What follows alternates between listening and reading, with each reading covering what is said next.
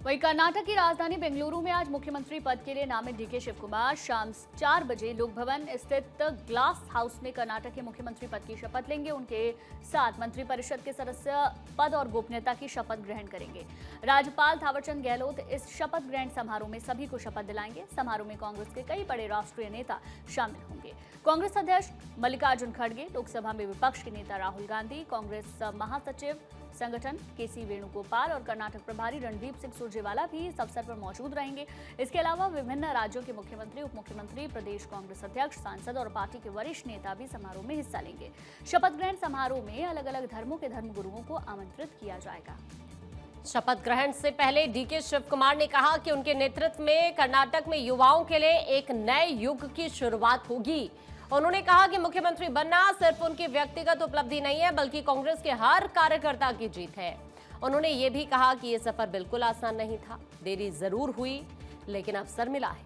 अब मेरी जिम्मेदारी है कि मैं किसानों, महिलाओं, युवाओं और समाज के हर वर्ग को साथ में लेकर आगे बढ़ूं, साथ में काम करूं। कर्नाटक में सत्ता परिवर्तन से पहले कांग्रेस ने ऐसा संगठनात्मक कदम उठाया है जिसके राजनीतिक मायने दूर तक देखे जा रहे हैं। मुख्यमंत्री पद की कमान डीके शिवकुमार को सौंपे जाने से ठीक पहले कांग्रेस हाईकमान ने सिद्धारमैया को कांग्रेस वर्किंग कमेटी का सदस्य नियुक्त किया। इसे कर्नाटक कांग्रेस के भीतर संतुलन बनाए रखने की रणनीति के तौर पर जरूर देखा जा रहा है। और इस वक्त हमारे साथ हमारे सहयोगी गौरव जुड़ रहे हैं। गौरव का सीधा रुख कर लेते हैं। गौरव, अगर हम बात करें कर्नाटक की राजनीति की तो कहा जा सकता है कि एक नए युग की शुरुआत आज होने जा रही है, जिसका जिक्र खुद मुख्यमंत्री का जो सबसे बड़ा चेहरा वो यहां पर करते हुए नजर आ रहे हैं। और बिल्कुल देखिए, इसमें कहीं कोई दो राय नहीं है। अगर कर्नाटक के राजनीतिक समीकरण की बात करें तो अब नेक्स्ट जनरेशन की जो राजनीति है वो कर्नाटक में फिलहाल शुरू हो चुकी है और अब इस पूरे राजनीति का एक बड़ा चेहरा डीके शिवकुमार बन के उभरेंगे। क्योंकि आप देखिए जिस तरीके से आज शपथ ग्रहण का जो कार्यक्रम है शाम 4 बजे बेंगलुरु में आयोजित किया जाएगा। लोक भवन में इसकी तैयारियां कर ली गई हैं और इस पूरे शपथ ग्रहण कार्यक्रम की तैयारियों को अगर देखें, इसकी दिव्यता और भव्यता सड़कों पर दिखाई दे रही है। कार्यकर्ता लगातार उत्साहित नजर आ रहा है और अभी से तमाम कार्यकर्ताओं के उत्साह और उमंग की तस्वीरें लगातार आ रही हैं। क्योंकि कर्नाटक की अगर बात करें तो डीके शिवकुमार का अपना एक अलग ऑरा है और डीके शिवकुमार की जो राजनीति है वो ग्राउंड से उन्होंने वो अपने चुनाव को लड़ते आए हैं। जमीन से जुड़ाव रहा है, कार्यकर्ताओं के साथ उनका सीधा संवाद रहा है और अब राज्य के 24वें मुख्यमंत्री के रूप में आज वो शपथ लेंगे। हालांकि इस पूरे राजनीतिक समीकरण को अगर हम देखें तो जिस तरीके से जब सरकार बनी थी तो ये तय हुआ था पहले से कि 2.5 साल का जो कार्यकाल है वो किया जाएगा। क्योंकि सिद्धारमैया की बात करें तो मुख्यमंत्री पद से उनको इस्तीफा देना था।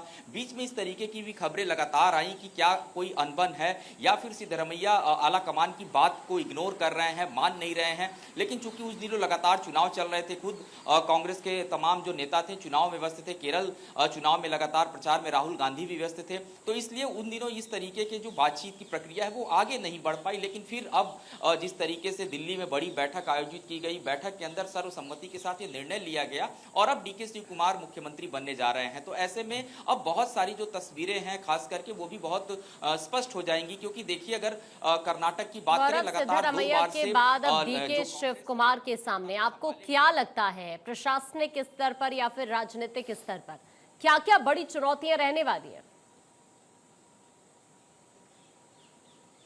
लेकिन निश्चित तौर पर अगर डीके शिवकुमार की बात करें तो एक लंबा उनका अनुभव रहा है और सबसे बड़ी बात है कि गांधी परिवार के बेहद करीबी माने जाते हैं। और अगर कर्नाटक की राजनीति को देखें तो जो जातीय समीकरण साधने की बात करें तो वहां पर भारतीय जनता पार्टी भी अभी तक अपने प्रदेश अध्यक्ष की नियुक्ति नहीं की है। शायद एक इंतजार जरूर भारतीय जनता पार्टी की तरफ से किया जा रहा था क्योंकि 4 राज्यों में बीजेपी ने अपने प्रदेश अध्यक्षों की नियुक्ति की, इंक्लूडेड दिल्ली। लेकिन अभी अगर कर्नाटक की बात करें तो बीजेपी भी अब इस चीज का इंतजार करेगी और आने वाले दिनों में खास करके जातीय समीकरण को साधते हुए बीजेपी भी अपने प्रदेश अध्यक्ष का जो नाम है वो लेकर के सामने आएगी। इस वक्त अगर बात करें जिस तरीके से जब डीके शिवकुमार अब मुख्यमंत्री बनेंगे तो सबसे पहला उनके सामने ये होगा कि मौजूदा समय में सरकार जिस तरीके से चल रही थी, जो साथी मंत्री थे उनको किस तरीके से साथ लेकर के चलना। हालांकि सोर्सेज इस बात को बता रहे हैं कि जो मौजूदा मंत्रिमंडल होगा उसमें 10 से 12 मंत्री ऐसे हैं जिनको मंत्रिमंडल से बाहर किया जाएगा और 30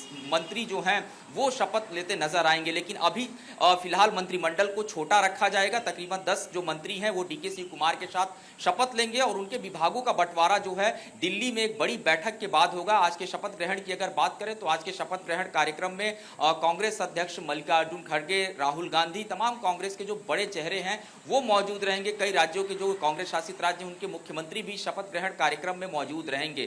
कुल मिला के कहें तो जब इस पूरे सरकार का गठन हो जाएगा और ये सरकार इस गठन के साथ आगे बढ़ेगी तो डीके शिव कुमार के सामने एक चैलेंज जरूर होगा, कोऑर्डिनेशन को बना के रखना, जो नाराज चेहरे हैं उनको अपने साथ लेकर के रखना। और शायद इसी वजह से जब बैठकों का दौर चल रहा था तो सिद्धरमैया को कांग्रेस वर्किंग कमेटी का एक सदस्य भी बना दिया गया ताकि जो बैलेंस है, ये जो कोऑर्डिनेशन है वो कहीं ना कहीं बना रहे। तो निश्चित तौर पे यहाँ पर जो पूरा जो राजनीतिक समीकरण है कांग्रेस उस चीज को समझती है और शायद यही बड़ी वजह है कि शपथ ग्रहण के ठीक पहले तमाम उलझनों को दूर किया गया। क्योंकि अगर हम बात करें बैठकों का दौर लगातार जारी रहा, कई नाराजगी भी अलग अलग तरीके से सामने आई। क्या इस शपथ ग्रहण के बाद आपको ये लगता है कि नाराजगी और जो भी छुटपुट चीजें सामने आई हैं वो पूरी तरीके से क्लियर हो जाएंगी आने वाले वक्त में?